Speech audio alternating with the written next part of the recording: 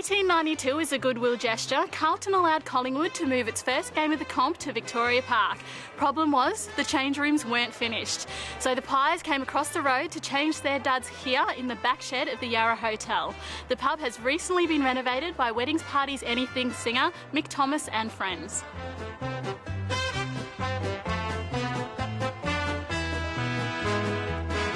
So Mick, how was the pub involved in the first game between Carlton and Collingwood in 1892? Well, the story we've been told is that Collingwood had agreed to play Carlton over there at Vic Park, and it maybe just arrived a bit quick for them, and they didn't have change rooms built at the time. So Collingwood decided that they were just going to get changed in the shed out the back and run across the road to the ground. So hope they stopped in the bar for a quick pot and went over there, and I think the Blues won that game, I've heard too. So.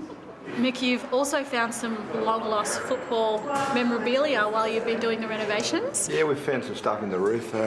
My favourite one is an appeal to raise money for the Collingwood Juniors end-of-season trip, which sort of brings it back that, it's a district club, and and that we all get carried away with the clubs we support, and it's a big business, and it's reduced to figures a lot these days. But you just forget that it does have its origins in places where people live and work and go about their lives. So yeah, something like that it really jolts, and it's in a good way.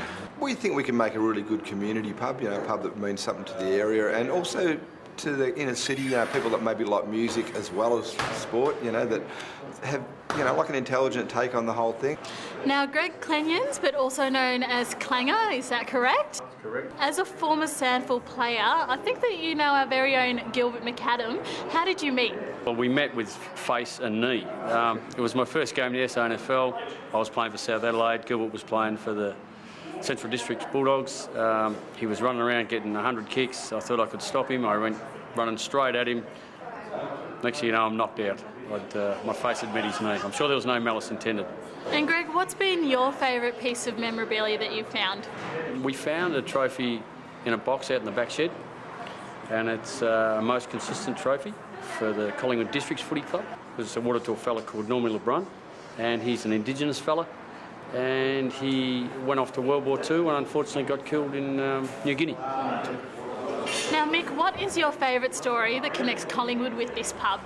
I think the story of Senior Constable Proudfoot, who actually played for Collingwood, who was a local copper, and apparently there was a ruckus in here at half-time one day, and he had to come in to break it up, and next thing you know, he was in the market for a new set of teeth. So, that happened in this very room where we're sitting. So, And Greg, up till last year, you were the boxing coach at Port Adelaide. Have you got a little message for Gilly?